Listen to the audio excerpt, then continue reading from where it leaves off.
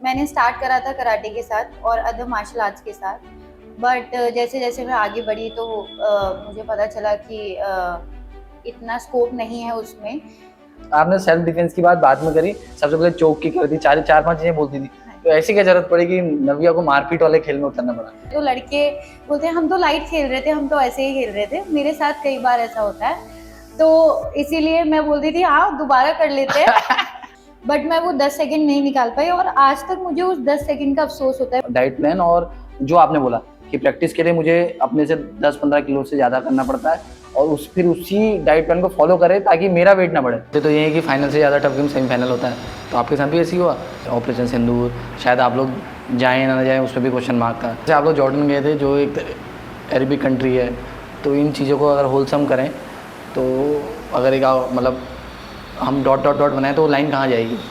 Good morning, और मेरा नाम पंकज पांडे है और आज जिनसे हम बात करेंगे उनका नाम है नव्या पांडे। और बहुत रिस्क ले रहे हैं हम, क्योंकि अगर कुछ गलत सलत हुआ तो वो जित्सु की प्लेयर हैं और जो शायद मैच में करती हैं वो हम लोग का हाल भी कर लें। तो नव्या, सबसे पहले तो आपका स्वागत है इस हमारे नए प्रोग्राम में। Thank you so much. Navya, क्योंकि मैंने जैसे बोला आपके गेम के बारे में जित्सु, कई लोगों को पता नहीं, मुझे भी नहीं पता था जब तक आपने नहीं बताया। तो क्या है, और सबसे पहले तो अभी आप एशियन चैंपियनशिप में गए थे, वहाँ आपने गोल्ड जीता और देश के पहले वुमेन प्लेयर हो आप, सबसे पहले उसकी बधाई। और फिर तो बात करते हैं अब कि जिजित्सु असल में क्या है। थैंक यू सो मच आपका बधाई के लिए। एक बार में बहुत चीज़ बोल दी।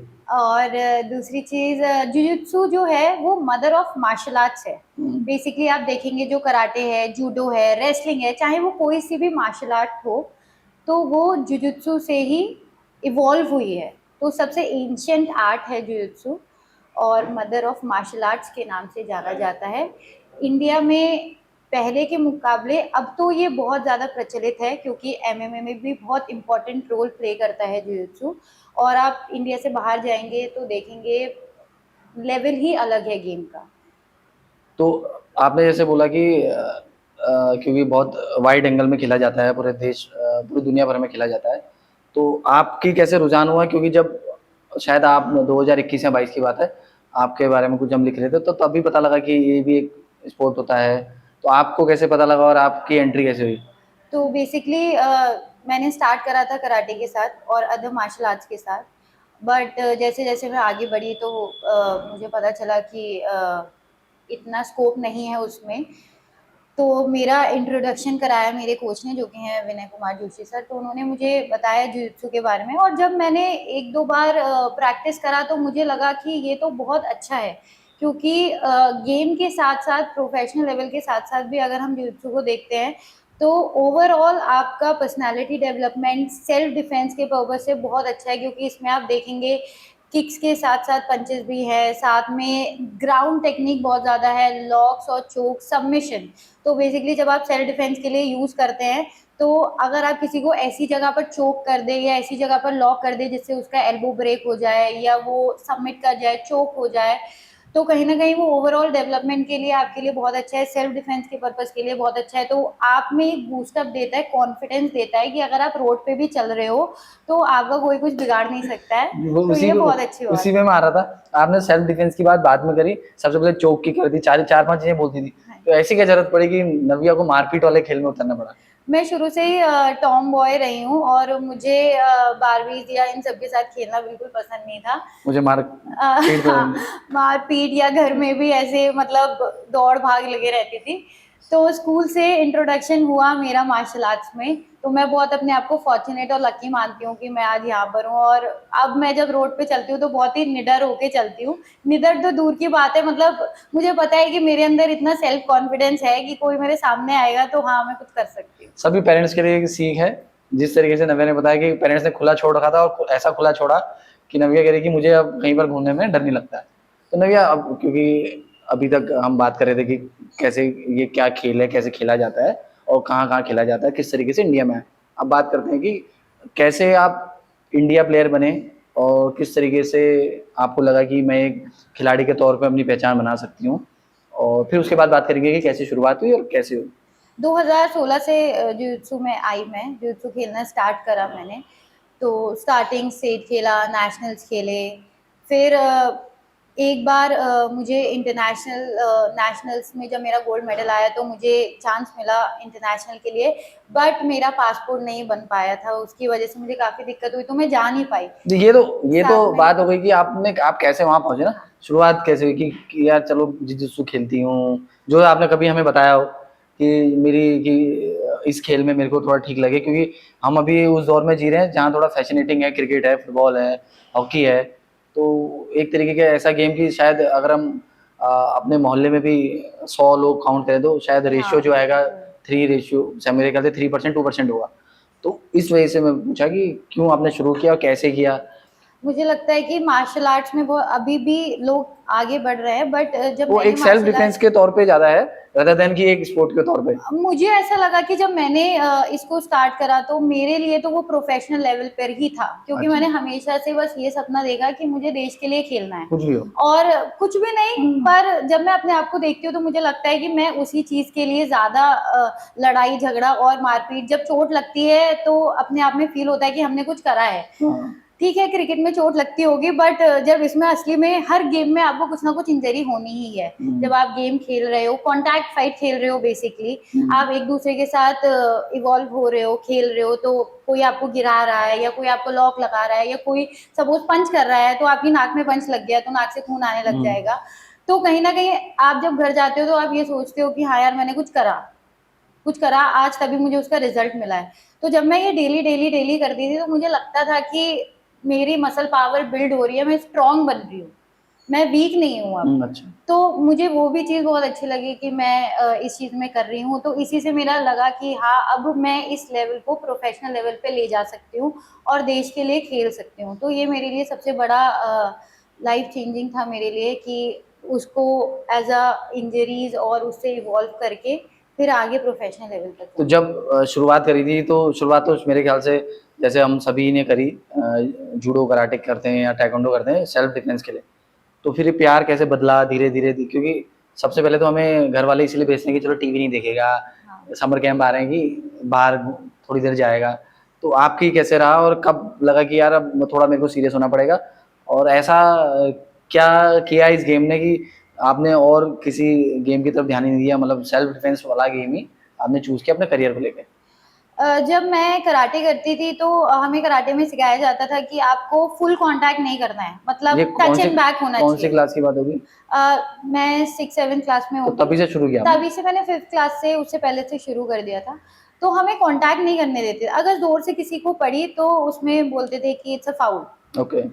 तो आपको सेमी कांटेक्ट खेलना है। ओके। बट जब मैंने जुजुत्सु देखा तो उसमें प्रॉपर लॉक है, प्रॉपर चोक है। मारपीट आप, है। हाँ, आप तब तक किसी को नहीं छोड़ सकते जब तक वो सबमिट नहीं करेगा, जब तक वो बोलेगा नहीं कि now it's done, I am out of the game. Okay. तो तब आप जीतोगे ओके। बेसिकली। तो जब मैं खेलती थी हमारे साथ सारे लड़के रहते थे, और कोई भी उस टाइम पर इतनी ज्यादा लड़कियां नहीं रहती थी। अब तो लड़कियां बहुत ज्यादा आ रही है, बट उस टाइम पर नहीं रहती थी। तो मेरे को लड़कों के साथ ही कम्पीट करना पड़ता था और हर राउंड लड़कों के साथ ही खेलना पड़ता था। तो ऐसा नहीं है कि मैं इतनी दंगल अच्छी के हूँ, जैसे दंगल के जैसे, मतलब वो मुझे मूवी बहुत इंस्पायर करती है। तो हम खेलते थे, तो कई बार ऐसा होता था कि मेरे चोट लग जाती थी, वो मुझे मारते थे, बट धीरे धीरे करके जब मैं उनको ओवर पावर करने लग गई, मेरे सर भी एक बात बोलते थे कि जब लड़के हार जाते थे, क्या लड़कियों से पिट रहा है, लड़की से पिट गया, तो मतलब सुन के बहुत अच्छा लगता था कि अब कुछ अच्छा हो रहा आपको तो है। अच्छा लगता था, उसका क्या हाल होगा जो दूसरा प्लेयर होगा।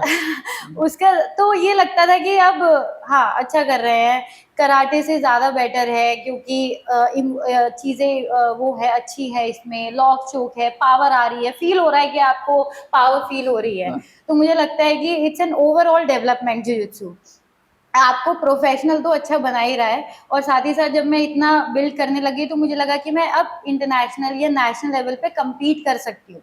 मैं जब लड़कों को हरा पा रही हूँ अपने कंट्री में, अपने कंट्री के लड़कों को अच्छे से धो पा रही हूँ, तो मुझे लगा कि अब मैं इंटरनेशनली जाके आना तो चाहिए। कभी ऐसा हुआ कि जैसे मान लो आपने मान लेते कि किसी लड़की को हराया, तो किसी मेल प्लेयर को हराया, तो उसके बाद उन्होंने बोला कि यार ये तो लड़की थी तब मैंने थोड़ा ज्यादा जोर से नहीं मारा या, तो फिर उसके बाद आपका रिएक्शन क्या रहता था कि आज ये दोबारा कर ले? हाँ, कई बार ऐसा होता है, क्योंकि मैंने देखा है जब लड़के और लड़के आपस में खेल रहे होते हैं तो लड़के बोलते हैं हम तो लाइट खेल रहे थे, हम तो ऐसे ही खेल रहे थे, मेरे साथ कई बार ऐसा होता है।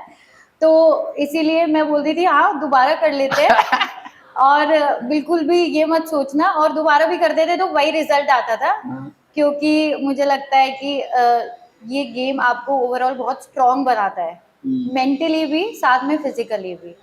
तो काफी बार मेरे साथ ऐसा हुआ है और अभी भी होता है। मैं लड़कों के साथ compete करती हूँ तो लड़के सोचते हैं कि कम वेट है तो थोड़ा आराम से खेलते हैं, बट जब वो खेलने लग जाते हैं तो उन्हें पता चलता है कि नहीं यार लड़की में दम है। तो आप भी आपने वेट की बात करी जैसे, तो नव्या क्योंकि आप 45-50 केजी में खेलते हो, तो जब प्रैक्टिस करते हो तब भी 45-50 के हिसाब से ही करते हो ना? प्रैक्टिस तो ओपन रहती है। जो हमारा प्रैक्टिस का होता है, अगर आप 45 में खेल रहे हो तो आपको अपने ज्यादा वेट से प्रैक्टिस करनी है। Okay. लगभग आपको टारगेट बना के चलना पड़ता है कि जितना हैवी आपको मिले उतनी अच्छी आपकी प्रैक्टिस होगी। तो उस पे वेट पे कोई फर्क तो नहीं पड़ेगा? मान लेते कि अगर ज्यादा वेट का है तो आपकी एनर्जी भी ज्यादा लगेगी, तो उसी तरह डाइट प्लान फॉलो करना पड़ेगा। हाँ, उसीलिए हमें डाइट प्लान तो फॉलो एक बार करना थोड़ा सा अगर व्यूअर समझ पाए ना कि डाइट प्लान और जो आपने बोला कि प्रैक्टिस के लिए मुझे अपने से 10-15 किलो से ज़्यादा करना पड़ता है, और फिर उसी डाइट प्लान को फॉलो करें ताकि मेरा वेट ना बढ़े, क्योंकि अभी ओलंपिक्स में हमने देखा है कि क्या हुआ वेट बढ़ने की वजह से। तो उसको अगर थोड़ा बहुत हम डिफाइन कर पाए तो। मुझे लगता है डाइट प्लान बहुत ज़रूरी है एक एथलीट के लिए, चाहे वो कोई सा भी गेम हो, और हमारे लिए जो कि मार्शल आर्ट्स खेलते हैं उनके लिए तो सबसे ज़्यादा ज़रूरी है, क्योंकि उन्हें पर्टिकुलर वेट कैटेगरी में खेलना पड़ता है। तो हम जब भी अपना कंपटीशन जा रहे होते हैं, अब जैसे आउट ऑफ कंपटीशन है तो हम कुछ भी खा लेंगे, but when we are in the competition और we are preparing for the competition, we need to keep in mind कि हमारा वेट एक्यूरेट रहे। वो थोड़ा ज़्यादा ऊपर नीचे ज्यादा ना। रहना इज एन एडवांटेज। बेसिकली हमारी स्ट्रैटेजी ये होती है, एक एथलीट की, जो प्रोफेशनल एथलीट होता है उनकी स्ट्रैटेजी ही ये होती है कि आपका सपोज -45 में आपको खेलना है, तो आपका वेट कम से कम होना चाहिए 49 या 50 के आसपास होना चाहिए। और जब आपका कंपटीशन डे है, लाइक 2-3 डेज प्रायर, तो तब आप वेट कट करना शुरू करते हो, वो भी वाटर वेट होता है बेसिकली। ओके। क्योंकि आपका डाइट प्रॉपर वो है, आपको सिर्फ वाटर इनटेक ज्यादा बढ़ाना होता है।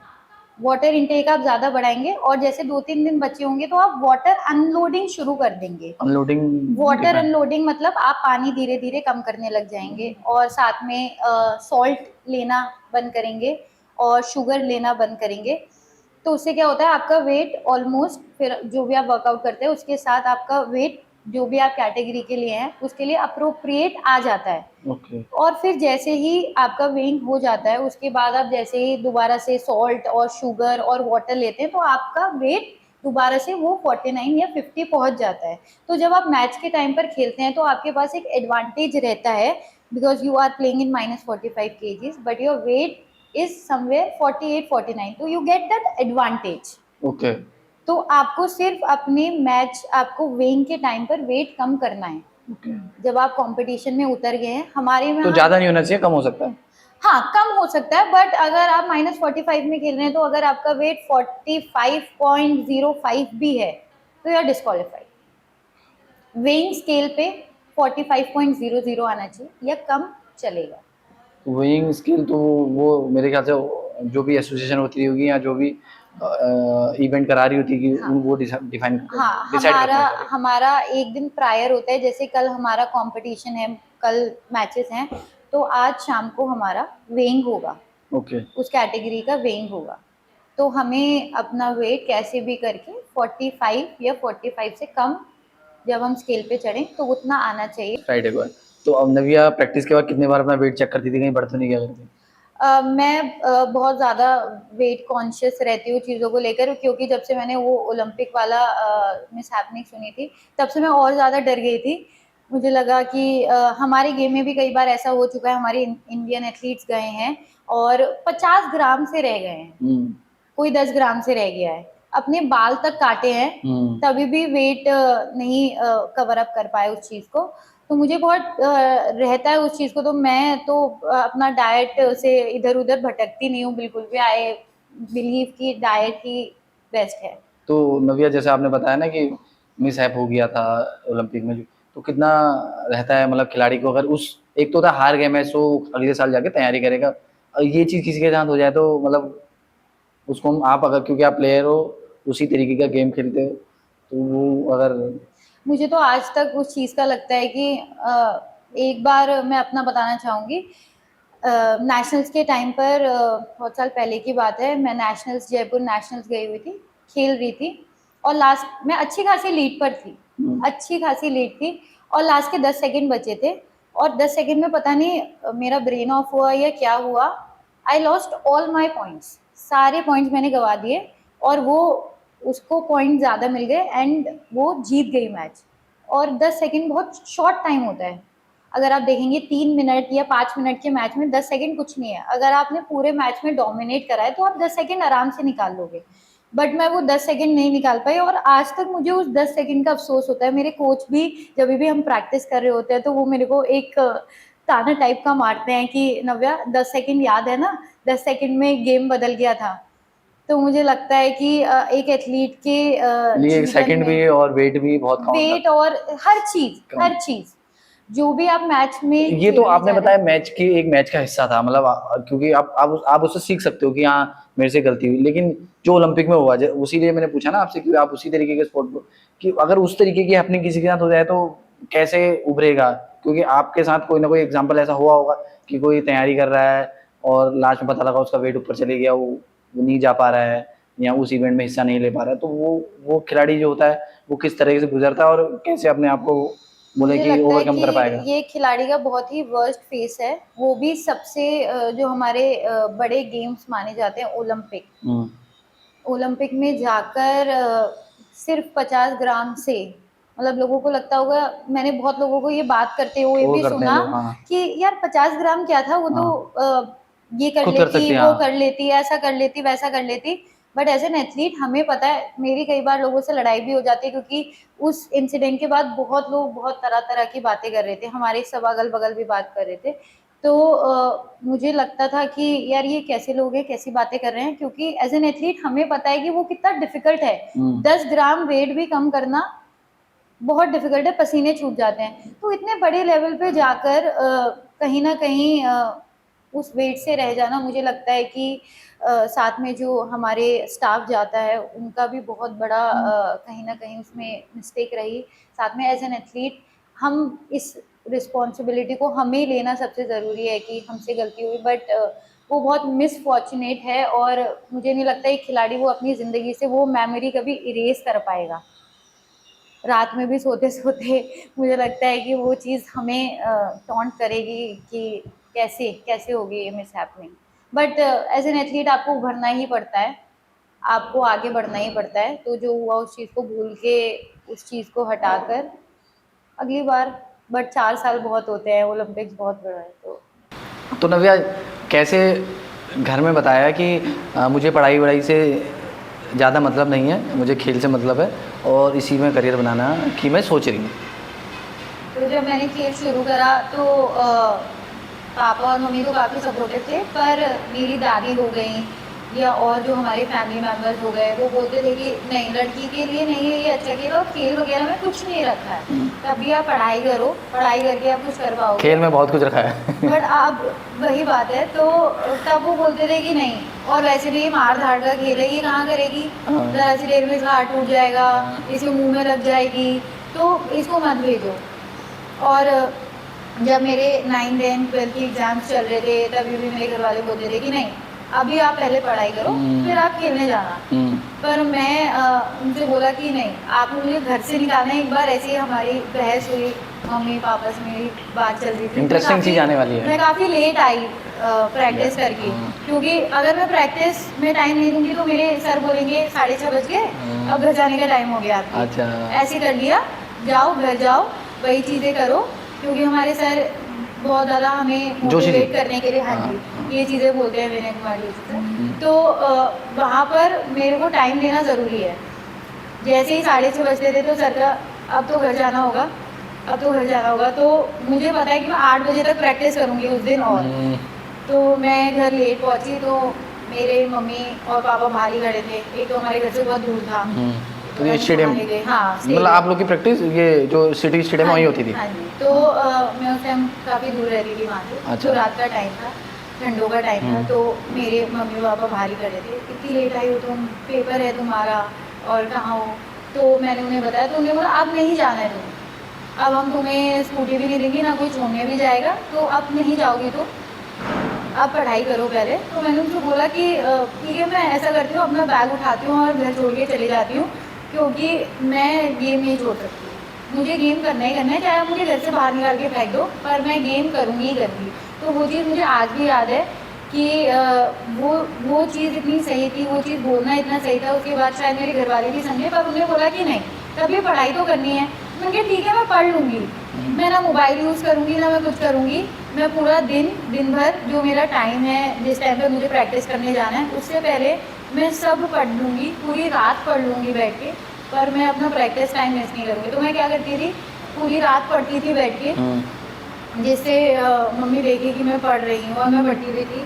फिर सुबह फिर पढ़ती थी बैठ के, जिससे मैं प्रैक्टिस के लिए अपना पूरा टाइम निकाल सकूँ। क्योंकि आजकल भी बहुत लोग बोलते हैं कि अब 12th है, अब हम गैप लेंगे, एग्ज़ाम देने। तो मुझे लगता है ये सब बेकार की चीज़ें हैं। जब आपका डिसाइडेड है गोल कि आपको ये करना है लाइफ में, तो आपको कोई भी नहीं रोक सकता है।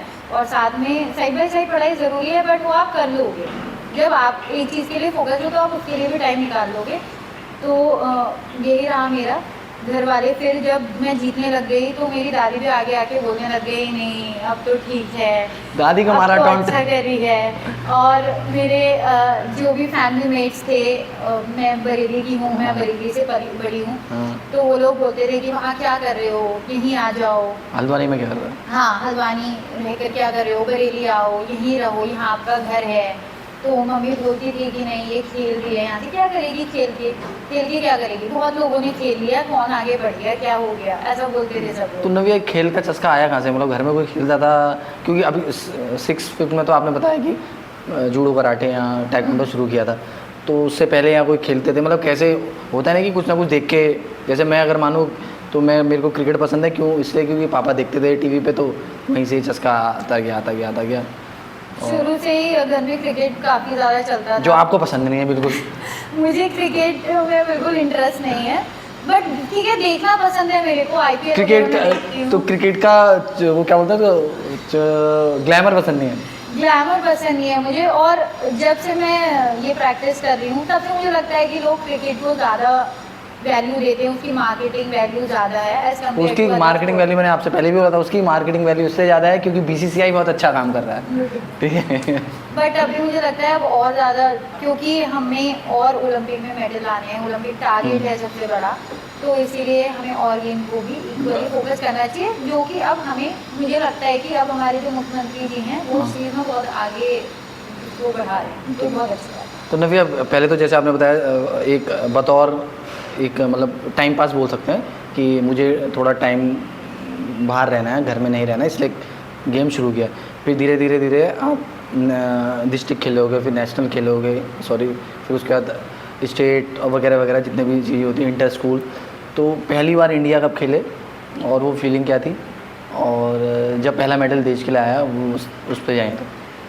सबसे पहला इंटरनेशनल मैंने 2017 में खेला था, Asian indoor and martial art games. उस समय शायद आप स्कूल ही पढ़ रहे थे? हाँ, उस समय मैं 12th क्लास में थी। हाँ।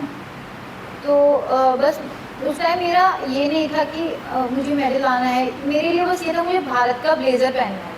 मुझे ओलंपिक का जो हमारे इंडिया की जो रिंग्स हैं, जो हमारे ओलंपिक का लोगो है, वो मुझे चाहिए। मैं वो उस टाइम मिल्खा सिंह वाली मूवी देख के बहुत इंस्पायर हुई थी, बहुत ज़्यादा तुझे इंस्पायर। पहनना है इंडिया का ब्लेजर? ऐसे मिलता है इंडिया का ब्लेजर?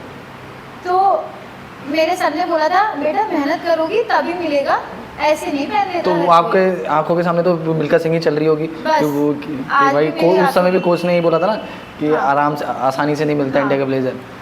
तो मैंने अपने घर पे आके बोला कि मैं कुछ भी करूँगी, बट जितनी प्रैक्टिस होगी मैं उतनी करूँगी, बट मैं वो ब्लेज़र चाहिए बस मुझे, कैसे भी करके मुझे वो ब्लेज़र पहनना है। तो जब वो मुझे ब्लेज़र पहनने का मौका मिला, तो मैं इतनी ज़्यादा खुश थी, और वो मेरे लिए पल बहुत बहुत अच्छे थे। फिर उसके बाद लगा कि अब मेडल लाना है, बट किसी कारणवश मेरी वहाँ पर 5th रैंक रही थी, तो मैं बहुत उदास हुई थी। ये पहला अटेम्प्ट था आपका इंडिया के हाँ लिए? हाँ, और बिल्कुल मैं आप कहेंगे कि वहाँ तक पहुँचना और 5th रैंक आना, तब भी मेडल से एक कदम दूर रह गई थी मैं। तो मुझे लगा कि शायद कोई कमी रह गई मेरे में, कि मैं उस लेवल तक नहीं कर पाई अच्छा, यहाँ से भी स्पॉन्सर करा था मुझे लोगों ने जब मैं गई थी तो। बट जब मैं वापस आई तो मैंने डिसाइड कर लिया कि नहीं, अब तो भाई इस गेम में घुस जाना है और कैसे भी करके मेडल लाना ही लाना है। तो जब 2019 में मैंने थाईलैंड ओपन ग्रैंड प्रिक्स खेला तो मैं अपनी तैयारी एकदम बढ़िया करके गई।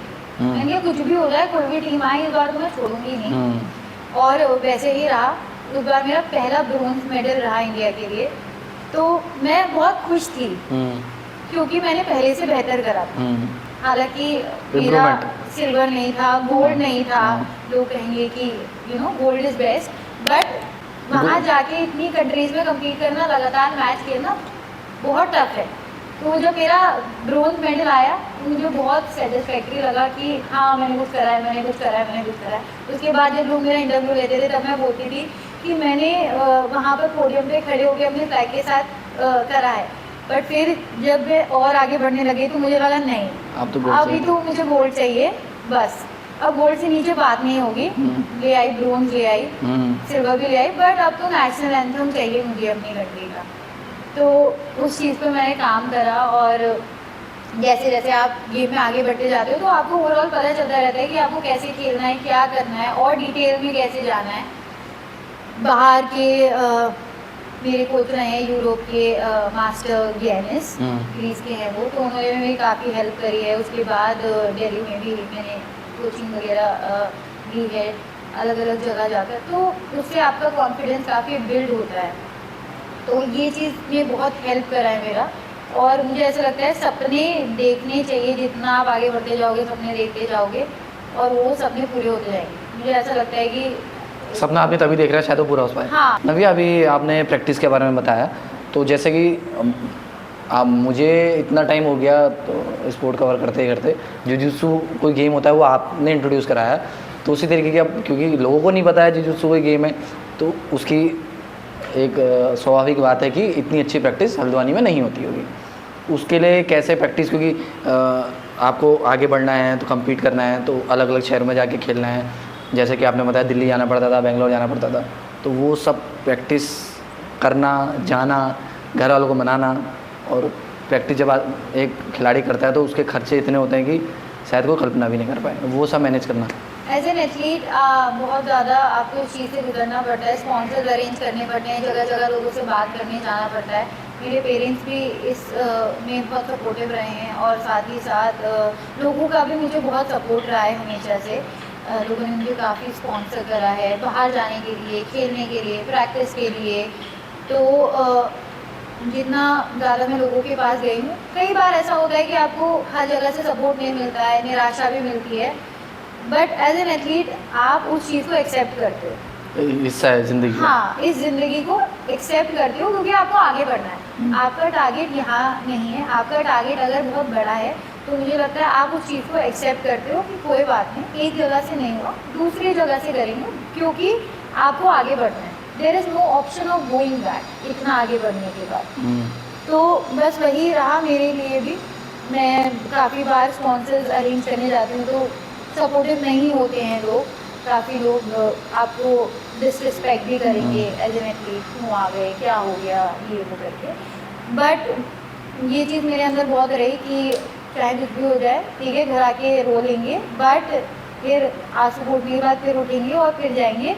और स्पॉन्सर्स रहे मेरे पास, मेरे को बहुत लोगों ने सपोर्ट करा, हमारे शहर के बहुत लोगों ने सपोर्ट करा है मेरे को, बाहर से भी बहुत ज़्यादा सपोर्ट मिला है मेरे को। तो इस चीज़ में मैं बहुत फॉर्चुनेट रही हूँ और तभी मैं आज यहाँ तक पहुँच पाई। ऐसा कभी हुआ कि जिसने पहले मना किया हो फिर गोल्ड कोई मेडल आने के बाद वो मिला हो, फिर कुछ बोला हो बेटा हो सॉरी? मतलब मेरे साथ ऐसा हुआ है कि कई बार ऐसा हुआ है कि नाम नहीं लेना चाहूँगी, बहुत बड़े बड़े लोग हैं। जब मैं स्पॉन्सर मांगने गई तो उन्होंने बोला कि हम स्पॉन्सर नहीं कर पाएंगे, और जो भी रीज़न है, जो भी रीज़न है, बहुत सारी चीज़ें होंगी। क्योंकि आपने पहले ही बताया कि ये जो हमारे नेशनल गेम्स होते हैं, जो इस तरीके के गेम्स हैं, उसको आदि इतना फैसिनेट नहीं मानता है। हाँ, तो उसके बाद जब मेरा मेडल आया, या अब मैं थोड़ा आगे उस चीज़ के लिए बढ़ी हूँ, तो काफ़ी लोगों से मैं मिलती हूँ तो लोग बहुत रिस्पेक्टफुली बात करते हैं, मैम करके बात करते हैं, या इंडिया प्लेयर के तौर पे। हाँ, शाबाशी देते हैं। तो कहीं न कहीं मुझे लगता है कि यार आपने कुछ करा है, हाँ। तभी आज जो आपको शायद कल नो बोल पूछ रहे नहीं थे। रहा था, कोई आपको रिस्पेक्ट नहीं दे रहा था, वो आपको वो दे रहा है, वैल्यू दे रहा है। तो ये बात मैं अपने कोच को भी बताती हूँ जाकर। तो मेरे कोच ने हमेशा बहुत पॉजिटिव मेरे को आगे बढ़ने के लिए दिया है, क्योंकि जब मेरे को कोई ऐसे ट्रीट करता था तो मैं सर को कॉल करके बोलती थी, सर ऐसा हो गया। ऐसा बोल रहे हैं और ऐसा कर रहे हैं, मुझे नहीं लगता कि पैसे हो पाएंगे या चीज़ें हो पाएंगी, मैं खेलने जा पाऊंगी। तो मेरे सर ने मेरे को हमेशा बताया कि जो आदमी करेगा वही पाएगा, अगर आप करोगे ही नहीं तो आप पाओगे ही नहीं उस चीज़ को।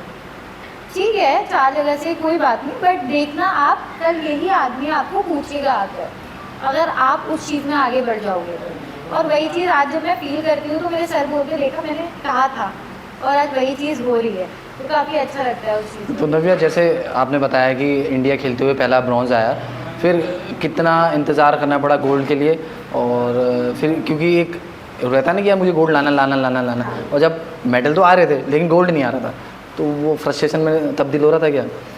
2019 में हमारा साउथ ईस्ट एशियन था, उसमें मेरा गोल्ड मेडल रहा, पर वो इंडिया में ही था। तो मुझे था कि बाहर जाना है देश के, वो और एशियन चैम्पियनशिप भी थी वो भी? साउथ ईस्ट एशियन था, अच्छा, साउथ ईस्ट अच्छा। एशियन चैंपियनशिप ठीक थी, है। साउथ ईस्ट एशियन ठीक मेडल थी। ठीक है। तो वहाँ पर मेरा गोल्ड रहा था इंडिया के लिए, बट मेरे को था कि देश के बाहर जब हमारा नेशनल एंथम होगा वो अलग बात होगी। तो मैं लगातार उसके लिए प्रयास कर रही थी। 2019 के बाद फिर कोविड आ गया था। हाँ। फिर मैं 2021 गई। हाँ, तब तो कोविड के टाइम पर ही हम गए थे, मतलब कोविड जस्ट वो एंड कहाँ अप हुआ हो रहा था? था उस चीज़ इंडिया में को। था, बाहर था? नहीं, बाहर था, वो अबू धाबी में था। अच्छा। तो मुझे लगा कि कोविड की वजह से काफ़ी ज़्यादा हमारी प्रैक्टिस में इफेक्ट पड़ा। चाहे हम कितना भी घर में प्रैक्टिस कर ले, बट अगर स्टेडियम ही बंद हो गए थे उस टाइम पर, तो हमारी प्रैक्टिस उतने अच्छे से नहीं हो पाई। तो मुझे पता था कहीं ना कहीं इस चीज़ ने भी बहुत इफेक्ट करा। 2021 के बाद फिर 2023 में मैं फिर एशियन चैम्पियनशिप गई, और फिर मेरा ब्रोंज रहा, और फिर वही उस चीज़ को मैं इंजॉय नहीं कर पा रही थी। अच्छा। मतलब आ रहा था मेडल, लोग आपको बधाई दे रहे थे, बट कहीं ना कहीं संतुष्टि नहीं थी मेरे अंदर कि नहीं, बार बार वही चीज़ आ रही है, बार बार वही चीज़ आ रही है। तो इस बार मैंने डिसाइड कर लिया था कि कुछ भी हो जाए, मेरे को अपना मेडल का कलर बदलना ही बदलना है। और मुझे लगता है कि ये इस चीज़ ने भी बहुत सपोर्ट करा कि जब आप सोते उठते जागते बैठते, तो एक ही जब चीज़- एक एक ही ही चीज़ चीज़ खोज आप रहे हो, अपने दिमाग मैनिफेस्ट कर में रहे हो। मतलब मुझे याद है जॉर्डन जाने से पहले भी अगर मैं 4 लोगों से भी बात करूँ तो कहीं ना कहीं मेरे दिमाग में चल रहा है कि यार कैसे होना है वो, हाँ। कैसे करना है, प्रैक्टिस में कहाँ पे कमी रह रही है, क्या रह रहा है, finding the gaps. Filling the gaps and हाँ, एवरीथिंग। हाँ। और उसके बाद जब मैं अपने जॉर्डन जाने से पहले दिल्ली भी थी, प्रैक्टिस कर रही थी वहाँ पर, तो मेरे घर वालों ने बोला कि आप अभी आ जाओ, क्योंकि आपको स्पॉन्सर्स वगैरह भी अरेंज करने हैं। टाइम नहीं है जाने का, आपने स्पॉन्सर्स भी नहीं देखे हैं। बट मेरे दिमाग में ये था कि नहीं, स्पॉन्सर हो ना हो वो बात की बात है, पहले तो मैं अपनी प्रैक्टिस करूँगी फिर जाऊँगी। मेरे लिए एक एक दिन भी बहुत इम्पोर्टेंट था, क्योंकि नहीं, मैं अपना पूरा कैंप अटेंड करके आऊँगी, मैं एक भी दिन अपना बर्बाद नहीं कर सकती, और उसके बाद ही मैं अपना स्पॉन्सर अरेंज जो भी करूँगी। है। क्योंकि मुझे ऐसा लगता है 1 घंटे भी अगर मेरी प्रैक्टिस ज़्यादा होगी अच्छी होगी। तो वो अच्छी हो, चाहे कुछ भी हो जाए, 1 भी घंटा स्किप नहीं करना है। और सोते वक्त भी दिमाग में वही चलता रहता था। कई बार तो मेरे पेरेंट्स भी सोते वक्त भी वही बोलते रहती है। हाँ। तो ऐसा हो जाता है, मुझे लगता है, जब आप दिन रात एक ही चीज़ सोच रहे हो तो। और इस बार बहुत चिल माइंड से गई थी मैं, बहुत कूल होकर गई थी, क्योंकि और टाइम मैंने देखा था काफ़ी नर्वस रहती हूँ कि गेम है, कैसा परफॉर्मेंस रहेगा, कैसा रहेगा, but I was very chill. I knew कि मैंने प्रैक्टिस करी है और बस उसको परफॉर्म करने की बात है, तो वो भी काफ़ी गोल्ड आसानी से नहीं आता है। पहले जैसे आपने बताया कि पहले प्रैक्टिस करी थी, फिर स्पॉन्सर्स के लिए भागना पड़ा, फिर उसके बाद देश के जो हालात हुए थे, ऑपरेशन सिंदूर, शायद आप लोग जाएँ ना जाएँ उस पर भी क्वेश्चन मार्क था। फिर आप लोग गए, फिर मेरे ख्याल से बैक ऑफ द माइंड आपके ध्यान में रहा होगा कि यार इतनी बड़ी चीज़ देश में हुई है, मुझे एक स्टेटमेंट देना है कि हम लोग भी अच्छा खेलते हैं। ऊपर से आप लोग जॉर्डन गए थे जो एक अरबिक कंट्री है, तो इन चीज़ों को अगर होलसम करें तो अगर एक मतलब हम डॉट डॉट डॉट बनाएं तो लाइन कहाँ जाएगी?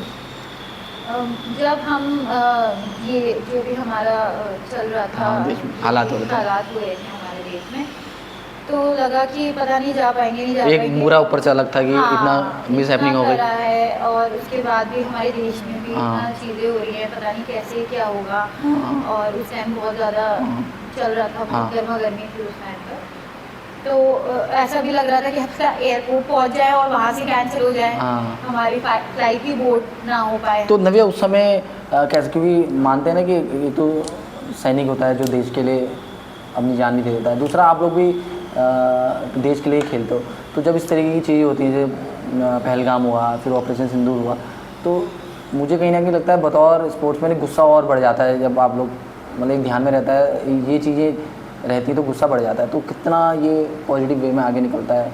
और कई बार ऐसा भी होता है कि यार गेम तो होता रहेगा, पहले देश के हालात सही हो जाएं, ये एक चीज़ भी आप लोग के ध्यान में चल रही होगी। वो सबसे ज़रूरी है कि देश के हालात सही होना, ये सबसे पहली चीज़ होती है जो दिमाग में आती है कि पहले ये चीज़ ठीक हो जाए, हम तो अगली बार भी जा सकते हैं। बट जब हमें जाने का मौका मिला तो लगा कि अब कोई कमी नहीं छोड़नी है, और वैसे भी वो मुस्लिम कंट्री है, अरबिक कंट्री है, और साथ में पाकिस्तान भी आ रहा था वहाँ पर। पहले हमें लगा कि नहीं आएगा, बट तो उसको बोला नहीं पाकिस्तान वालों को कुछ बताया, बोला या मैच वैच हुए आप लोग के? हमारे एक टीममेट का मैच हुआ था, यूपी की लड़की है, और उसने पाकिस्तान को धोया बढ़िया। आप लोगों ने तो खूब वोटिंग करी होगी। बहुत वोटिंग हुई, बहुत वोटिंग हुई, इतना बड़ा स्टेडियम था, बस हमारी आवाज़ निकल रही थी। पीप करने की जरूरत थी उस मीटिंग में।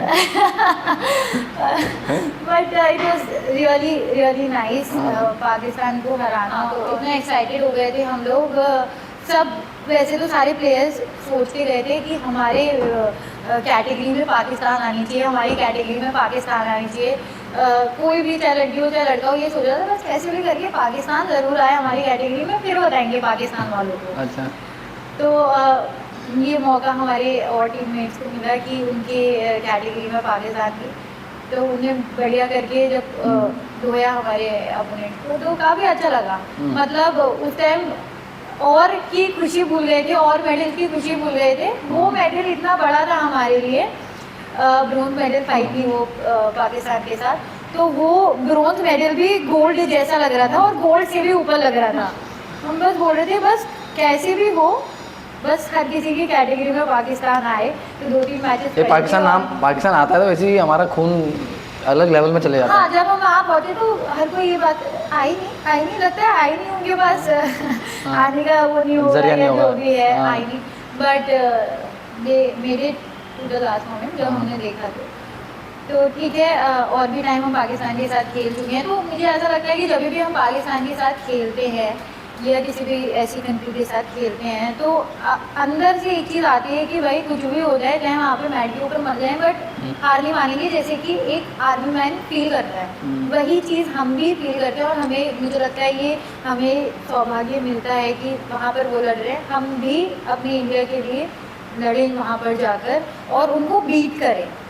तो हर आदमी ये सोच के जाता है, और सामने वाले को हम बोलते भी हैं, जैसे हमारा कोई फ्रेंड खेलने जा रहा है कि भाई इसको भी हो, मर जाना, इसको बजा के आना, बट इसको वो करके आना, बजा के आना अच्छे से, बचना नहीं चाहिए कुछ उसमें, ये बोल के भेजते हैं हम अपने एथलीट को।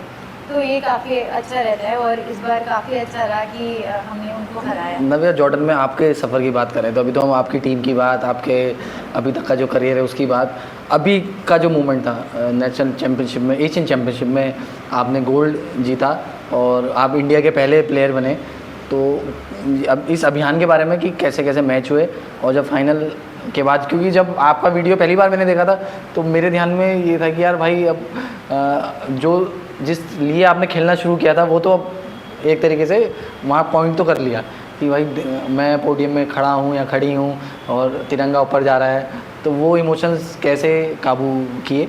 तो सबसे पहले तो पहले गेम की बात, फिर तिरंगे की बात, उसके प्राइड की बात। तो इस बार कंपटीशन बहुत टफ थे सबके, ब्रैकेट्स और सब चीज़ें प्राइमरी से लेकर फाइनल्स तक टफ मैचेस थे।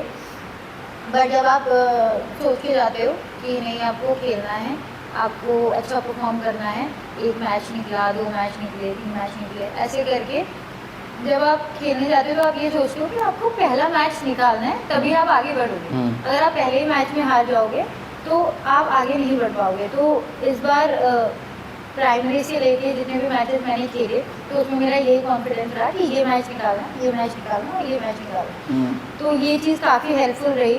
उसके बाद जब मैं फाइनल जीती तो मैं बहुत नम हो गई थी एंड बहुत अलग अलग इमोशंस थे वो। I cried a lot. सब लोग बोल रहे थे कि मैं बहुत ज़्यादा इमोशनल हो गई तो थी। कितने मैचेस हुए थे आपके टोटल इस बार? मेरी मेरी जो गोल्ड मेडल कैटेगरी थी उसमें मेरे 5 मैचेस हुए थे। टोटल 5 मैच हुए थे पूरे Total चैंपियन। 5 मैचेस और हुए सिल्वर थे। भी आया आपका, वो अलग मैचेस थे? हाँ, वो अलग थे। वो मेरा एक दिन छोड़ के तो वो भी 5 मैच दूसरे थे? था। नहीं, उसमें मेरे 6 मैचेस तो थे। 11 मैचेस आपने जॉर्डन में खेले। जॉर्डन। तो उतनी एनर्जी बचाए रखना, मतलब एक 6 मतलब एक बार मैं किसी से बात कर रहा था, उन्होंने बोला ये 3 मिनट का ही तो गेम है। फिर आपसे बात करी तो आपने बताया कि 3 मिनट में ऐसा हो जाता है, वो हम ही जानते हैं। तो 11 मैच खेलना और फिर एक में गोल्ड एक में सिल्वर, तो कितना मुझे एनर्जी लगती है। और मतलब हम थक तो जाते हैं, थक के ऐसा लगता है कि चलो सो जाएंगे, सही हो जाएंगे, लेकिन वो स्टेबिलिटी माइंडसेट बनाए रखना है कि नहीं नहीं नहीं थकी ही नहीं हूँ। हाँ, तो ये चीज़ बैक टू बैक मैचेस खेलना मुझे लगता है 3 मिनट कौन ऐसा जो नहीं खेलते होंगे शायद वही बोलते होंगे कि 3 मिनट क्या होते हैं वही या मैंने 2 बोला। मिनट क्या होते तो हैं। इसीलिए मैंने बोला ना कि जिजित्सु अभी लोगों को पता नहीं है, तो जितना आपने मुझे बताया, जितना मैंने इंटरनेट में चेक किया, उतना ही मैं भी जानता हूँ। तो इसीलिए 3 मिनट तक लगातार खेलना हाँ, उस इंटेंसिटी से उस इंटेंसिटी से, और आप कहीं पर भी कम पड़े 3 मिनट के मैच में 10 सेकंड तो वाला। दूसरा 10 सेकंड वाला मैंने आपको बताया हावी हो जाए। दूसरा तो बस आपका वीक पॉइंट ढूंढ रहा है मैच स्टार्ट होने से एंड तक, हाँ। और आप भी उसका वीक पॉइंट ढूंढ रहे हो।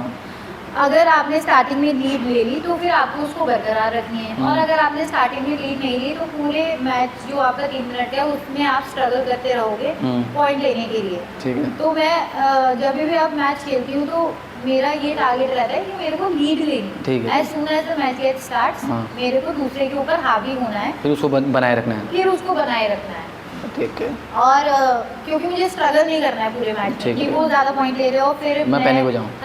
पैनिक हो जाऊँ, वो आ जाता है। हाँ। जैसे ही दूसरे का पॉइंट हुआ आपके माइंड सेट में आ जाएगा कि नहीं इसका पॉइंट हो गया, मे बी टाइम अप हो गया तो ये जीत जाएगा। ठीक है। तो इसीलिए लगातार 3 मिनट खेलना, और उसके बाद भी आपको और मैचेस खेलना है लगातार, तो वो अपने आप में बहुत डिफ़िकल्ट होता है। बट जब आप एज एन एथलीट ट्रेनिंग कर रहे हो तो आपको स्टैमिना हो गया, एंड्योरेंस हो गया, इस पे बहुत ज़्यादा काम करना पड़ता है। एंड्योरेंस आपका बहुत ज़्यादा हेल्प करता है। जब आपकी एंड्योरेंस अच्छी होगी, लंबे समय तक खेलने का बिना थके वो अच्छा होगा, तब जाकर आप लगातार बैक टू बैक मैचेस खेल पाओगे। और आप 3 मिनट के 2 राउंड के खेलो उसमें आपकी हालत बुरी हो जाएगी अगर आपका स्टैमिना और एंड्योरेंस अप टू डेट नहीं है। तो इसीलिए उस पर एज एन एथलीट आपको काम करना बहुत ज़रूरी है। तो इसमें नव्या सबसे टफ गेम्स की अगर हम बात करें, मतलब बोलते तो ये है कि फाइनल से ज़्यादा टफ गेम सेमीफाइनल होता है, तो आपके साथ भी ऐसी हुआ?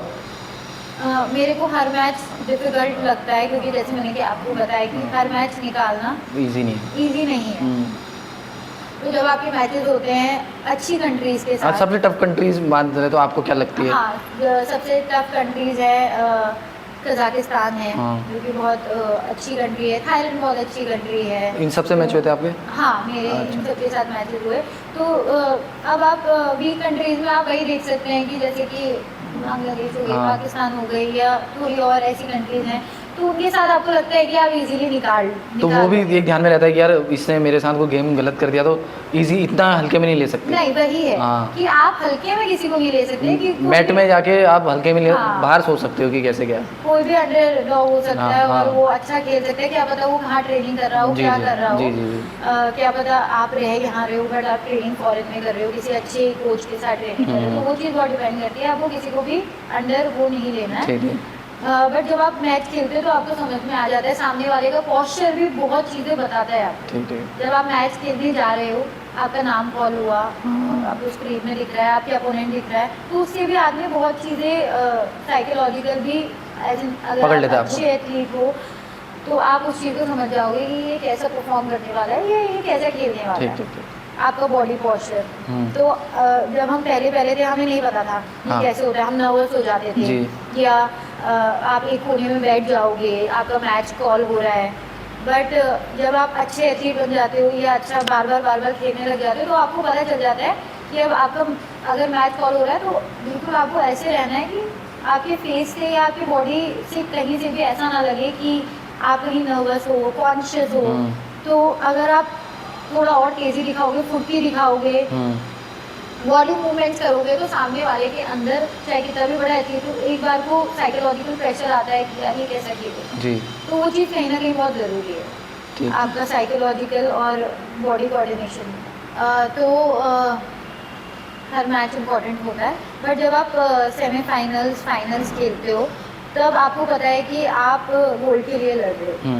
तो कहीं ना कहीं आप में बहुत प्रेशर रहता है कि आप वो फाइट ना हार जाओ, क्योंकि मेरे अंदर तो स्पेशली बहुत प्रेशर था, क्योंकि ऑलरेडी मेरा ब्रोंज रिपीट हो रहा था। रिपीट हो रहा था। तो मेरे अंदर उस चीज़ को लेके बहुत ज़्यादा नव्या एक फ्रस्ट्रेट भी करता है। एक तो खुशी होती है कि यार मैं इंडिया प्लेयर हूँ, ये है आनाराम टिमकाना, ठीक है। तो दूसरा, जब आपने खेलना शुरू किया था सबसे पहले होगा कि मेरे को शहर से बाहर खेलना है, फिर शहर से बाहर तो लगा होगा कि मुझे स्टेट खेलना है, स्टेट के बाद लगा होगा थोड़ा बड़ा खेलना है, नेशनल चैम्पियनशिप खेलनी है, फिर इंडिया खेलना है, फिर यार एक मेडल आ जाए, एक आ गया तो लालच बढ़ते नहीं चले जाता है। हाँ भाई, मैं जब खुद को देखती हूँ तो मैं यही सोचती हूँ कि मैं लालची हूँ, सेटिस्फाइड नहीं थी किसी चीज़ से, क्योंकि पहले मैंने सोचा ब्लेजर मिल जाए, फिर मैंने सोचा मेडल आ जाए, फिर मेडल आ गया तो अब लगा ये मेडल आ जाए, वो मेडल आ जाए। तो एकदम से बहुत बड़े सपने नहीं देखे मैंने, हमेशा छोटे चीज़ से स्टार्ट करा कि पहले ये सीढ़ियों की तरह स्टार्ट करा। और तो ये इस बार जो हुआ, जैसे कि आप बता रहे थे, हाँ इस बार तो जब मैं फाइनल्स में थी तो मुझे इतना पता था कि मेरे मेडल का कलर तो बदल चुका है, क्योंकि जब आप सेमीफाइनल जीत के फाइनल में पहुंचते हो तो you fight for gold. Silver अगर आप हारोगे तब भी आपका सिल्वर मेडल पक्का है। हाँ, बट दिक्कत ये थी कि कजाकिस्तान के साथ था, और इससे पहले जब मैं और बार गई हूँ तो मैं कजाकिस्तान से पहले हार चुकी हूँ। अच्छा। तो कहीं ना कहीं मेरे अंदर ये प्रेशर था कि यार इतनी बड़ी सेम ओपोनेंट मिल गया। हाँ, सेम ओपोनेंट है, सेम कंट्री है, और ऑलरेडी मैं हार चुकी हूँ उससे पहले, और मेरे टीममेट एक ऑलरेडी कजाकिस्तान से हार के आए थे, तो तेरे को मेरा भी बदला लेना है। तो ये तो मोटिवेट कर दिया। हाँ, मोटिवेट करने के लिए बेसिकली। तो कहीं ना कहीं बहुत प्रेशर था, पर ये लगा कि अब तो भाई कोई भी आए, खेलना तो अपना बेस्ट है, और अब गोल्ड ही लेकर घर जाना है, अब सिल्वर से क्या करूँगी फिर मैं। वैसे एक अभी यहाँ पर आपको टोकता हूँ कि वैसे आप लोग प्लेयर्स कैसे हो ना कि कैमरे के आगे तो आप लोग बोलते हो कि गेम में दुश्मनी नाम की कुछ चीज़ नहीं होती, ये नहीं होती, लेकिन जब मैच हो रहा था तो तब आप बदला, पुराना बदला, नया बदला, ये बदला सारी बातें करते हो। सारी बातें याद आ जाती हैं, कैमरे में नहीं बोलते बस। कैमरे में नहीं बोलते हैं, बट एज एन एथलीट जब मैं फाइनल खेलने जा रही थी तो मुझे पता है कि कजाकिस्तान के साथ मैच है, और ऑलरेडी मैं कजाकिस्तान के साथ पहले एशियन चैंपियनशिप में हार चुकी हूँ, जिसकी वजह से मेरा ब्रोंज रहा है। तो मैं अब नहीं हारना चाहती हूँ कजाकिस्तान से, कुछ भी हो जाए, कितनी भी अच्छी टीम हो, देख लेंगे भाई क्या जा रहा है। तो ये कहीं ना कहीं अपने आप में बात थी, और बस यही इस चीज़ ने मेरा बहुत साथ दिया, क्योंकि कॉन्फिडेंस था, अच्छी फॉर्म थी, और इसी वजह से मैं फाइनल जीत पाई। और जब मैं फाइनल जीती तो मुझे लगा पता नहीं क्या हासिल कर लिया है मैंने, कजाकिस्तान को हरा दिया। स्कोर लाइन क्या थी फाइनल की? स्कोर लाइन में बहुत डिफरेंस था, जो मेरा फाइनल था वो तो नॉकआउट था। हाँ, अच्छा। 3 मिनट का मैच था। हाँ। और आई गेस 1.5 मिनट में खत्म, वॉज नॉकआउट। अच्छा। मैंने एक्सपेक्ट ही नहीं करा था कि फाइनल में मैं कभी नॉकआउट करूँगी। अच्छा, इतने बढ़िया तरीके से। ओके। तो फाइनल वॉज नॉकआउट। जो सेमीफाइनल था वो था 25 और 17 का स्कोर था। सेमीफाइनल में भी एक बार को ऐसा आया जब 22 सेकंड बचे हुए थे और मैं बहुत लीड पे चल रही थी स्टार्टिंग से। उसका कुछ 10-11 स्कोर था, मेरा 20 स्कोर था। बट जैसे जैसे टाइम घटता जाता है, मैंने बताया सामने वाला प्लेयर प्रेशर में आता जाता है और अग्रेसिव होता जाता है, तो वो बहुत अग्रेसिव हो गए थे मेरे अपोनेंट। तो जब 22 सेकंड बचे थे, शी वॉज ऑन मी कि कैसे करके पॉइंट लेना है, नॉकआउट करना है।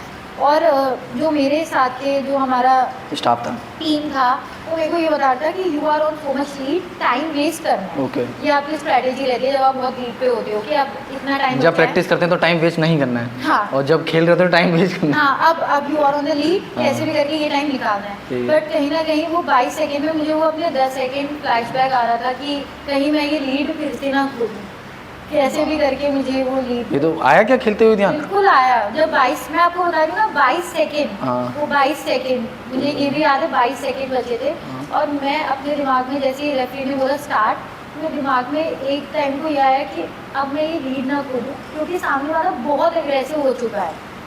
बट भगवान ने भी मेरा साथ दिया और तो मैंने आपको उस चीज़ को भगवान ने बोला ओवरकम करा। कि ये 22 मिनट तुझसे कोई नहीं छीन सकता है। 22 सेकेंड 22 सेकंड सॉरी। कोई भी नहीं जीत सकता। और उस चीज़ को ओवरकम करना मुझे लगा कि मेरे अंदर बहुत अच्छा रहा इस बार। तो जब फाइनल विजिल बजी तो हाँ, उसके बाद का मोमेंट और मैं कितने? सेमीफाइनल में ही इतनी, मैंने आपको बताया कि कुछ हो गई थी वो 22 हाँ। सेकंड का जो मैंने वो करा। हाँ।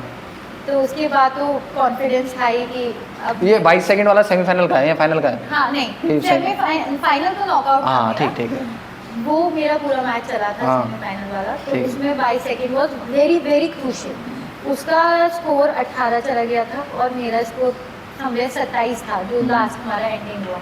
वेरी वेरी क्लोज था ये। तो सब बहुत खुश थे, गोल्ड मेडल आया है और मेरे कोच बहुत खुश थे, हम सब बहुत खुश थे। बट मुझे घर तक ये न्यूज़ पहुंचानी थी, तो सबसे पहले मैंने घर में अपनी मम्मी को कॉल करा, रोते रोते बताया तो कि रात हो गई थी? नहीं, जो यहाँ का और वहाँ का समय है 2.5 घंटे का डिफरेंस समय है। यहाँ भी है।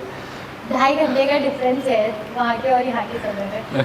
तो काफ़ी अच्छा रहा। हाँ। और उसके बाद लगा कि चैन की सांस ली कि ठीक है। लगा कि हाँ, सबके विशेष आ रहे थे, क्योंकि जो लोग मैच देख रहे थे ऑनलाइन हाँ। वगैरह पे TV पे, तो सब बोल रहे थे कि बहुत अच्छा खेला।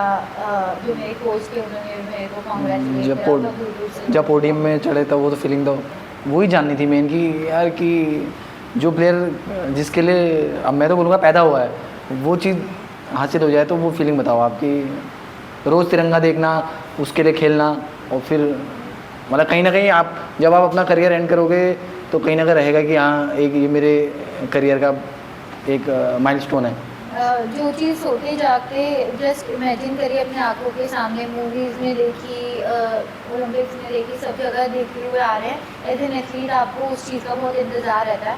और जब वो चीज़ हुई, जब मैं जीती, तो मुझे लग रहा था कब कब मेरा टर्न आएगा और कब मैं पोडियम पे चढ़ूँगी। मेडल क्यों नहीं दे रहे हैं, जल्दी मेडल देना चाहिए, कितना इंतज़ार कराएंगे। हाँ।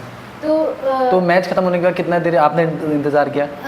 क्योंकि इसके बाद भी और मैचों में फाइनल्स हाँ, होते हाँ, हैं। हाँ। पहले आपके मॉर्निंग में सारे प्रीलिम्स हो जाते हैं, हाँ, फिर ठीक है। शाम को जाकर सारे फाइनल्स बचे रहते हैं, सारे फाइनल शाम को कराते हैं। ठीक है, ठीक है। तो जब फाइनल सारे हो जाते हैं उसके बाद ठीक आपका है। सेरेमनी स्टार्ट होता ठीक है। है।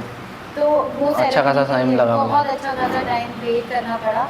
और फिर जब मैं उसके ऊपर जब जा रही थी, हम जाते हैं फर्स्ट सेकंड थर्ड करते हैं, तो सब फर्स्ट वाला सबसे ऊंचा होता है। तो जब मैं उसके ऊपर खड़ी हुई तो बहुत अच्छा लगा, बहुत और बहुत। और आज भी मैं उस वीडियो को कई बार देखती हूँ, रात में भी उठ के कई बार मैं उस वीडियो को देखने लग जाती हूँ। वो नाम कॉल होना और उसके बाद वो नव्या पांडे इंडिया, तो फिर ऊपर वो जाता है। सबसे ज़्यादा अच्छी फीलिंग होती है। और उसके बाद अपने देश का राष्ट्रगान होना, वो चीज़ कभी भी मैं नहीं भूल सकती। हर जगह हर चीज़ वो बेस्ट है, वो आउट ऑफ द वर्ल्ड है, मुझे ऐसा लगता है। तो आपको बता दें कि नव्या उत्तराखंड सरकार, उत्तराखंड वन विभाग में दरोगा भी हैं। तो नव्या क्योंकि एक नया मौका आपको सरकार ने दिया है, तो किस तरीके से इसको देखते हैं कि एक खिलाड़ी को प्रोत्साहन करने के लिए एक अच्छा स्टेप है? मुझे लगता है कि एक जो एथलीट होता है उसको सब लोग ताने देते हैं कि कमा क्या रहा है, कमा क्या रहा है, क्या कर रहा है, क्या कुछ नहीं होगा, पढ़ाई लिखाई करके कम से कम कोई गवर्नमेंट जॉब लग जाती या कुछ हो जाता। तो जब वो एथलीट इतना आगे बढ़ रहा है और उसको जब सरकार सपोर्ट करती है, जब उसको आउट ऑफ टर्न जाकर हाँ, नौकरी दे रही है। सिर्फ गेम की वजह से उसको नौकरी देती है, ये नहीं कि उसने कोई पेपर निकाला है या उसने कोई फिजिकल दिया है, उसके बेसिस पे नहीं, सिर्फ आपके गेम के बेस पे आपको जॉब देती है। तो मुझे लगता है कि ये बहुत बड़ी चीज़ है एक एथलीट के लिए। और ये कहीं ना कहीं उसको बहुत सपोर्ट करता है, क्योंकि उसे पता है कि अब उसका एक जगह से एक रास्ता खुल गया। लिंक है, चीज़ें हाँ। हैं। अब उसे बस अपने गेम पे फोकस करना है, उसे ये फोकस नहीं करना है या और लोग ये नहीं बोलेंगे कि अब तू क्या कमा रहा हाँ। है, ये कहाँ से कमाई होगी, फ्यूचर क्या है इसमें, क्योंकि भाई सरकारी उसका- ऑफिसर हूँ भाई मैं। हाँ। तो अब मुझे सब एक एथलीट के साथ साथ दरोगा जी कह के भी बात करते हैं। हाँ। तो मुझे बहुत अच्छा लगता है हाँ। कि अब मैं एथलीट के साथ साथ दरोगा भी हूँ। हाँ। 2 स्टार लगना अपने आप में बहुत बड़ी बात होती है, मुझे ऐसा लगता है। और इस बार भी जब मैं जीत के आई तो हमारे हाँ, माननीय आप मुख्यमंत्री मुख्यमंत्री जी जी ने बधाई दी। हाँ। उसके बाद बुलाकर नैनीताल में सम्मानित भी करा।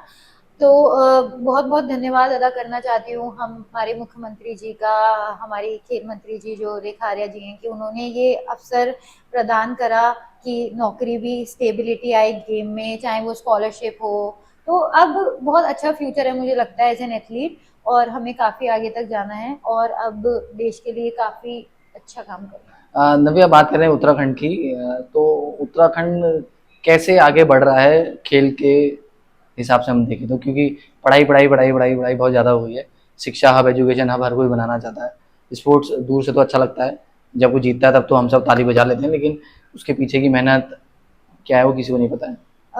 जब से मैं उत्तराखंड में रह रही हूँ, मुझे बहुत साल हो गए रहते हुए, हम्म। तो मैंने एक चीज बहुत कॉमन सुनी है यहाँ पर कि हर घर से आदमी सोचता है कि बच्चा सरकारी नौकरी में हो। हम्म। सरकारी नौकरी यहाँ पर बहुत जरूरी है, ऐसा ऐसा बोलते माना हैं, जाता है। ऐसा माना जाता है उत्तराखंड में। तो कहीं ना कहीं मुझे ऐसा लगता है कि अब खेल कर भी आपको सरकारी नौकरी मिल रही है, हम्म। और अच्छी मिल रही है। हम्म। शायद जहाँ पर आप फॉरेस्ट गार्ड होते या कांस्टेबल होते, वहीं पर आपको डायरेक्ट फॉरेस्टर या उससे ऊपर पोस्ट मिल रही है। पर जितनी ये लाइफ आपको जैसे आप बोलते हैं कि all glitters are not gold, हर चमकती हुई चीज सोना नहीं होती। तो पहले एज एन एथलीट आपको बहुत सारी चीजों से गुजरना पड़ता है। आज शायद लोगों को लगता है कि मैं जीत गई हूँ, या ऐसी अच्छी चीजें हैं मेरे साथ, या सब कुछ अच्छा हो रहा है। काफी लोग मेरे से बोलते हैं कि बहुत कम उम्र में आपको जॉब भी मिल गई, that to a 2 star job. ये तो मैं भी सोच रहा था कि हाँ। नव्या शायद पढ़ाई कर रही होती तो इतनी जल्दी सरकारी नौकरी नहीं मिलती। हाँ, वैसे बहुत लोग ऐसा बोलते हैं, मेरे फ्रेंड्स भी ऐसा बोलते हैं कि यार हाँ। तेरी लाइफ तो सेट है। सेट नहीं है, मैंने सेट नहीं बोला। मैंने बोला कि नव्या अगर तैयारी भी कर रही होती तो मतलब शायद इतनी जल्दी नौकरी नहीं लगती। मेरे फ्रेंड्स बहुत सारे ऐसे बोलते हैं, और हाँ। सबको हाँ। लगता है, मुझे ऐसा हाँ। लगता है कि जो आदमी देख रहा है सामने से, उसे लगता है कि लाइफ इज वेरी गुड, कि खेल कर इजी जॉब भी मिल गई, इजी आप गोल्ड मेडल भी ले आ रहे हो। बट एज एन एथलीट जब आप डेली उस चीज को देखते हो तो वो बहुत डिफिकल्ट लाइफ है। मुझे ऐसा लगता है जब आप स्पोर्ट्समैन की। पढ़ाई भी कर रहे हो तो आप घर पे बैठ के सिर्फ पढ़ रहे हो, जी आपका बिल्कुल। एक टाइम टेबल है। जी। आपने एक टाइम टेबल बना लिया, 7 से 8 घंटे या 10 घंटे, 12 घंटे आप घर में बैठ के पंखे के नीचे पढ़ाई कर रहे हो। बट कहीं ना कहीं जब आप एथलीट हो तो आप बाहर जा रहे हो, आपको दिन रात प्रैक्टिस करनी है, कैसी जगह मिल रही है, क्या मिल रही है, आपको ये नहीं सोचना, साथ में आपको चोट लग रही है, आपको इंजरीज भी हो रही है, और साथ ही साथ आपको फंड्स भी कलेक्ट करने हैं, ओके। और साथ ही साथ अगर आपके ऊपर फैमिली रिस्पॉन्सिबिलिटीज हैं तो आपको वो भी देखना है। तो आपके पास बहुत ज्यादा चीजें हैं ओवरऑल, और लोग आपको ये भी सुना रहे हैं कि पढ़ लिया होता तो कुछ हो जाता। तो ये सारी चीजों से ओवरकम करना और लगातार खेलते रहना। आपने पहले नेशनल डिस्ट्रिक्ट खेला, फिर स्टेट खेला, फिर नेशनल खेलना, और अगर आप उसमें भी हार गए, नेशनल में हार गए, तो आपको पूरा 1 साल वेट करना है अगले नेशनल्स तक, प्रैक्टिस करते रहना है, क्योंकि आपने एक दिन भी प्रैक्टिस छोड़ी तो फिर आप वैसे ही हो जाएंगे। ये तो बात जो आपने बात करी ना, 2015 में मैं कहीं इंटर्नशिप कर रहा था, तो उन्होंने एक चीज़ बताई थी सर ने कि ऐसी कुछ बात आई कि क्रिकेटर्स या कोई भी बड़ा खिलाड़ी होता है, कुछ बाहर कुछ बोलते हैं कि प्रमोशन करता है तो अच्छे खासे पैसे लेता है। तो आई सेड कि यार कमा भी रहा है और पैसे भी ले रहा है, लूटना है क्या? तो उन्होंने एक चीज़ बोली कि भाई एथलीट की जो ज़िंदगी होती है केवल 20 साल से शुरू होती है, और हद से वो 40 साल तक खेलेगा। तो उसको 20 साल में ही अपनी फैमिली के लिए बचाना, कमाना भी है, लगाना भी है, और बचा के भी रखना है, और मतलब एक तरीके से जोड़ना है अपनी पूरी फैमिली के लिए। और वो तो क्या हम जमे की बात कर रहे हैं, उसने कितना कमाया, लेकिन प्रैक्टिस में कितना लगता है ये मुझे उसी समय पता लगा कि यार मतलब कोई इक्विपमेंट अगर कोई ले रहा है तो मुझे नहीं लगता आज की डेट में कोई 10-12 हज़ार से नीचे का कोई इक्विपमेंट अच्छा आता होगा। तो फिर मेरे को धीरे धीरे समझ में आया कि कितनी लाइफ हार्ड है, इसीलिए मैंने आपसे पूछा, बोला कि सरकारी नौकरी लग गई तो आपको आपका प्रेशर कम हो गया एक तरीके से। हमारी जो ड्रेस हम पहनते हैं वो ही 25,000, उससे महंगी ऐसे आती हैं। तो आपको वो ड्रेस खरीदने के लिए भी 10 बार सोचना पड़ता है, अगर आपके पास कुछ नहीं है तो, कि वो ड्रेस खरीदनी है, वो ड्रेस खरीदनी है, या वो इक्विपमेंट खरीदना है, या उस कोच के पास जाके प्रैक्टिस करना है। अब जो वर्ल्ड क्लास कोच है उनकी फी भी फिर वैसे ही हाई फीस। प्रोफाइल फीस होती है, तो उनके अंडर में आपको ट्रेनिंग करने के लिए अच्छी खासी फीस चाहिए, तो उसके लिए आपके पास पैसे होने चाहिए। तो ये चीज़ें बहुत मैटर करती हैं अपने आप में। जैसे आप अगर आईएएस की तैयारी करने जा रहे हो हाँ तो तो आपको फीस फीस देनी चाहिए, पड़ेगी। हाँ। आप आउट ऑफ इंडिया जा रहे हो तो आपको फीस देने के साथ साथ अपने रहने का भी हाँ खर्चा खर्चा देखना देना, पड़ेगा, हाँ आपको एक खाने का। महीने खाने का खर्चा देखना हाँ। पड़ेगा। और खाना भी आप ऐसा नहीं कि आप कुछ भी खा लोगे। हाँ। एज एन एथलीट सब कुछ आपको हेल्दी खाना है, नपा तुला खाना है, और ऐसा भी नहीं कि आप प्रैक्टिस कर रहे हो और खा कुछ नहीं रहे हो, ओके। वो भी वर्क नहीं करेगा, जी जी। आप परफॉर्मेंस नहीं दे पाएंगे। तो बहुत सारी चीजें, बहुत डिफिकल्टी अब है इस नव्या लाइफ अगला में। टारगेट। अगला टारगेट मेरा वर्ल्ड चैंपियनशिप है, हाँ। जो होने वाली है अभी हमारे अक्टूबर नवंबर में। तो उसके लिए तैयारी शुरू कर दी है आते ही, और साथ ही साथ अगले साल एशियन गेम्स हैं उसकी हाँ। तैयारी कर रहे हैं। तो मुझे ऐसा लगता है कि अभी भी मैं अब मुझे ऐसा लग रहा है कि अब यहाँ मेडल आ गया तो अब मैं वर्ल्ड चैंपियनशिप को देख रही अब तो हूँ। मेरे अच्छे दिन शुरू हुए हैं। हाँ, अब मैं वर्ल्ड चैंपियनशिप को देख रही हूँ फिर उसके कि बाद अब तो नेशनल एशियन शुरू। हो गया है, अभी थोड़ा वर्ल्ड पे फोकस करते हैं। अब हाँ। फिर एशियन गेम्स हैं तो वहां पर तो मुझे ऐसा लगता है सेटिस्फाई नहीं हो पा बना। रही हूँ मैं हाँ। चीजों से। बट कहीं ना कहीं एक चीज है कि गोल्ड मेडल जीता है, अपनी मेहनत से जीता है, तो होगा। नवी, अब आखिरी सवाल कि उत्तराखंड कैसे एक स्पोर्ट हब बन सकता है? दूसरा कि किस तरीके से आप देख रहे हो कि अगर बदलाव की शुरुआत अगर हो गई है तो इसको कैसे मेंटेन करना पड़ेगा? मुझे लगता है कि बदलाव की शुरुआत ऑलरेडी हो चुकी है, नेशनल गेम्स ऑलरेडी और यहाँ तक यंगस्टर हो जो हैं चुके अगर हैं। अपने आप को इसमें ढालना चाहते हैं तो कैसे आगे बढ़ें? यंगस्टर्स जो भी अपने आप को इस चीज़ के लिए आगे बढ़ा रहे हैं, तो बस यही है कि उन्हें फोकस रहना पड़ेगा। आजकल का टाइम बहुत खराब है। लोग 1 महीने, 2 महीने, 1 साल कंटिन्यू करते हैं, बट फिर किसी रीज़न या फ्रेंड ज़ोन के साथ छोड़ के चले जाते हैं। तो फोकस रहना बहुत ज़रूरी है। और साथ में जैसे हमारी सरकार भी हमारी बहुत हेल्प कर रही है कि हमें जॉब दे रही है और चीज़ें दे रही है। तो कहीं न कहीं जो हमारे प्रैक्टिस की चीज़ें हैं, हमारे इक्विपमेंट्स हैं या प्रैक्टिस एरिया है, उसको भी थोड़ा और ब्रॉड करेंगे, थोड़ा अच्छे कोचेस मिलेंगे और चीज़ें मिलेंगी, तो वो भी काफ़ी हेल्पफुल रहेगा। नव्या, बहुत बहुत थैंक यू, आपने हमारे लिए समय निकाला और इतनी मतलब काफ़ी चीज़ें थी, पिछले इंटरव्यू में इतनी बातें नहीं हो पाई थी, आज शायद अच्छे से मुझे भी पता लगा और शायद समय भाई को भी पता लगा होगा। तो बहुत बहुत थैंक यू हमारे साथ थैंक यू जुड़ने। सो मच आपका मेरे को यहाँ पर इनवाइट करने के लिए, और आप लोग काफ़ी सपोर्टिव रहे हैं हमेशा से। तो ये खेल हमारे लिए भी थैंक एक यू। हमें भी मोटिवेट रखता है कि हाँ भाई, हारना नहीं है। बिल्कुल सही बात है, हारना नहीं है। तो आपने सुना नव्या को, उन्होंने अपनी पूरी जर्नी के बारे में बताया और हमें भी खुशी है कि नव्या धीरे धीरे आगे बढ़ रही हैं। जो जो उन्होंने अपने करियर शुरू होने से पहले सोचा था वो अब धीरे धीरे हासिल हो रहा है। और कहीं ना कहीं हर खिलाड़ी का एक सपना होता है कि मैं जब खेलना शुरू करूँ तो अपने देश के लिए खेलूँ, मेडल लाऊं, या कुछ भी कोई भी गेम खेल रहा है ट्रॉफी लाऊं, अब जैसे क्रिकेट खेलता है वर्ल्ड कप जीतूं। तो हमें उम्मीद है कि उत्तराखंड के खिलाड़ी भी हर घर से कहीं ना कहीं कई बेटियां आपको देख के जुजुत्सु करेंगी या कोई गेम्स खेलेंगी और उत्तराखंड का जो नाम है खेल के जो मानचित्र है उसमें भी रोशन होगा। तो आज के लिए इतना ही, अब अगले सीरीज में देखते हैं कि कौन हमारे साथ जुड़ता है। तब तक के लिए धन्यवाद।